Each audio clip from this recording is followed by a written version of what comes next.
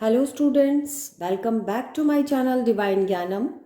और आज मैं आपके लिए बहुत ही एक अच्छा टॉपिक लेकर आई हूँ संस्कृत में, जो कि है शब्द रूप देव। और आपने अपने टीचर से भी सुने होंगे, छोटी क्लास से लेकर 12th क्लास तक ये देव शब्द के रूप जो है बहुत ही काम आते हैं हमारे। और आपके टीचर्स भी बोलते होंगे कि सुनाइए या लिख कर दिखाइए ये देव शब्द के रूप, और ये बहुत ही इम्पॉर्टेंट है। तो इसी तरह से इससे जुड़े हुए प्रश्न हमारे काफ़ी सारे कॉम्पिटिशन्स में भी पूछे जाते हैं। और शब्द रूप के जरिए हम किसी भी शब्द का प्रयोग सही ढंग से कर सकते हैं, और उसका अर्थ अगर सही ढंग से समझ गए हम, तो हम किसी भी संस्कृत में अनुवाद को भी अच्छे से कर पाएंगे।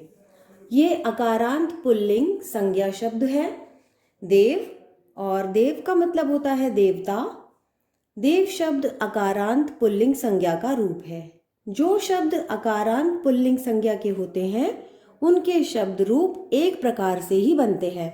अगर कोई भी शब्द हो तो आप उसके रूप भी इसी तरह से बनाएंगे, जैसे कि राम, सूर्य, बालक, मानव, दिवस, छात्र, लोक, शिष्य। इसी तरह से जितने भी अकारांत पुल्लिंग संज्ञा के शब्द होंगे, हम उनके जो शब्द रूप है वो सेम देव की तरह ही बनाएंगे। अगर आपने देव शब्द के रूप याद कर लिए, ये रूट है संस्कृत में, शब्द रूप का रूट्स है यानी कि जड़ है। अगर आपने ये याद कर लिया तो आपको कोई भी रूप आसानी से बनाने और याद भी हो जाएंगे।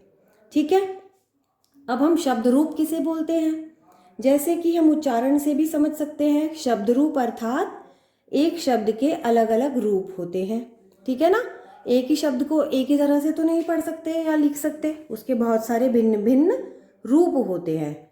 शब्द रूप उसके अलग अलग प्रकार, विभक्ति और वचन के अनुसार इनमें होने वाले परिवर्तन के आधार पर हम इनका प्रयोग निर्धारित करते हैं कि किस लाइन में कौन सा शब्द रूप का विभक्ति या वचन आएगा। ठीक है, शब्द रूप को हम कितने भागों में बांट सकते हैं, विकारी शब्द रूप और अविकारी शब्द रूप। इसी तरह से अभी हम ये सब डेफिनेशंस नहीं देखेंगे, ये मैं आपको एक छोटा सा इंट्रोडक्शन दे रही थी। अब हम देखते हैं देव शब्द के रूप। ठीक है, देव शब्द रूप समझ लेने से संस्कृत के वचन के अनुसार वाक्यों में भी इसका प्रयोग करना बहुत आसान हो जाता है, जो कि इस प्रकार है। Let's see. विभक्ति, एक वचन, द्विवचन, बहुवचन, प्रथमा, द्वितीया, तृतीया, चतुर्थी, पंचमी, षष्ठी, सप्तमी, संबोधन। अब हम देखते हैं कि ये जो विभक्ति है ये किस तरह से होती है। कर्ता ने कर्म को करण से संप्रदान के लिए अपादान से संबंध काके की अधिकरण में पर और संबोधन हे अरे। इसी तरह से ये शब्द रूपों के मीनिंग आते हैं, जैसे कि कर्ता ने यानी कि देवः देवौ देवा, एक देव ने, दो देवों ने, बहुत सारे देवों ने। कर्ता ने कर्म को, द्वितीय विभक्ति में क्या आएगा, कर्म को, यानी कि एक देवता को, दो देवताओं को और बहुत सारे देवों को या देवताओं को। आपको पता है देव का मीनिंग देवता से लिया गया है। और तृतीय में है कर्ता ने कर्म को करण से।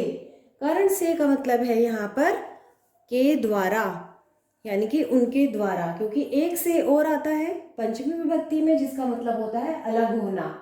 तो यहाँ पर हम लिखते हैं देवेन देवाभ्याम देवई, एक देवता से, दो देवताओं से और बहुत सारे देवों से।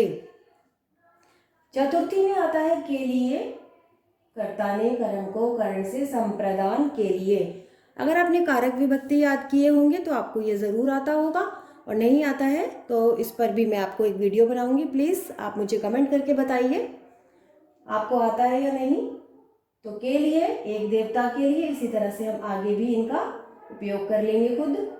पंचमी विभक्ति में होता है हमारा के से अलग होना। ठीक है, एक देवता से और उसी तरह से आगे भी हम लगाएंगे। षष्ठी में आता है संबंध का के की, एक देवता का, दो देवताओं का, बहुत सारे देवताओं का। सप्तमी में आता है संबंध का के की, अधिकरण में पर। सप्तमी में क्या आता है? अधिकरण में पर, यानी कि एक देवता पर या एक देवता में। इसी तरह से आगे संबोधन हे अरे, हे देव, हे देवौ, हे देवा का मतलब यहाँ पर अब आप समझ गए होंगे। तो आगे हम अब दोबारा से रूप को पढ़कर और उनका प्रोनाउंसिएशन जान लेते हैं।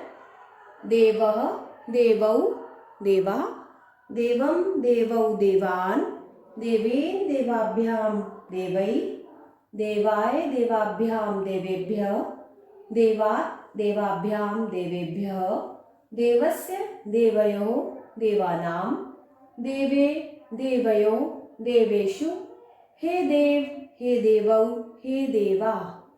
तो अब आपको ये रूप जब आप बार बार सुनेंगे इस वीडियो को, आपको बहुत अच्छे से समझ में आ जाएगा और आप सभी तरह के ये वाले रूप बनाने भी समझ जाएंगे।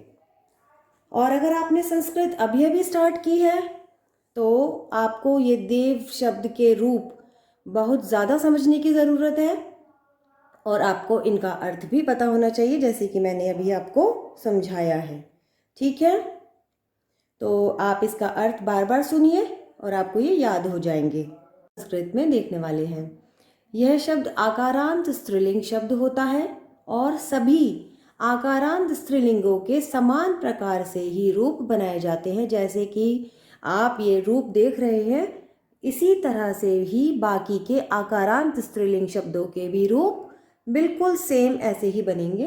अगर आपने एक ये वाले शब्द रूप याद कर लिए तो आप किसी भी तरह के शब्द रूप बना सकते हैं जो कि स्त्रीलिंग और आकारांत हो।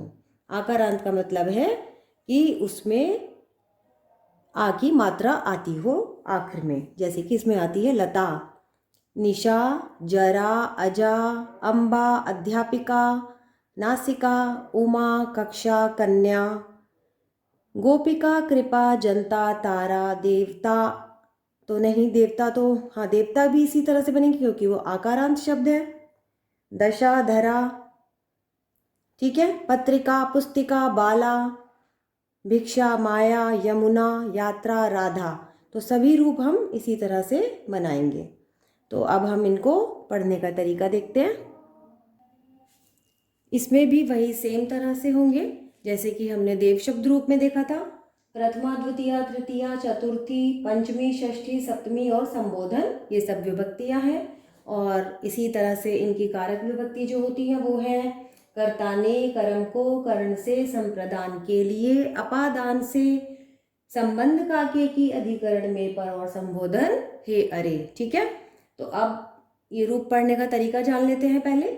लता, लते, लता, लताम, लते, लता, लतया, लताभ्याम, लताभिः, लतायै, लताभ्याम, लताभ्यः, लताया, लताभ्याम, लताभ्यः, लताया, लतयो, लतानां, लतायां, लतयो, लतासु, हे लते, हे लते, हे लता। तो यहाँ पर सेम मीनिंग ऐसे ही होगा जैसे देव शब्द रूप में आपने देखा होगा। मेरी पिछली वीडियो आप देख लीजिए अगर आपने नहीं देखी। एक लता को, दो लता को और बहुत सारी लताओं को। ऐसे ही प्रथमा में ने आएगा, एक लता ने, दो लता ने, बहुत सारी लताओं ने। द्वितीया में को आ जाएगा, तृतीया में से, एक लता से, चतुर्थी में एक लता के लिए, पंचमी में एक लता से अलग होने के लिए आएगा और तृतीया में एक लता से के द्वारा आएगा। षष्ठी में आएगा एक लता का के की। ठीक है, सप्तमी में हमारा आएगा कर्ता ने, कर्म को, करण से, संप्रदान के लिए, अपादान से, संबंध का के की, संबोधक, ठीक है, अधिकरण में पर। तो एक लता में, दो लताओं में, बहुत सारी लताओं में। इसी तरह से हे लते, ये सब हमारा इस तरह से रूप चलेंगे। और आपको ये सब याद करके, जब आप अच्छे से याद कर लेंगे इसको बार बार पढ़ के और इस वीडियो को सुन के, तो आप बिल्कुल भी नहीं भूलने वाले, ये मेरा आपसे प्रॉमिस है कि आप जब इस वीडियो को बार बार सुनोगे तो आपको अच्छे से इसका मीनिंग और ये पढ़ने का प्रोनाउंसिएशन भी अच्छे से आ जाएगा। Okay students, thank you watching my video and please subscribe this channel for more videos. Bye bye, see you, take care.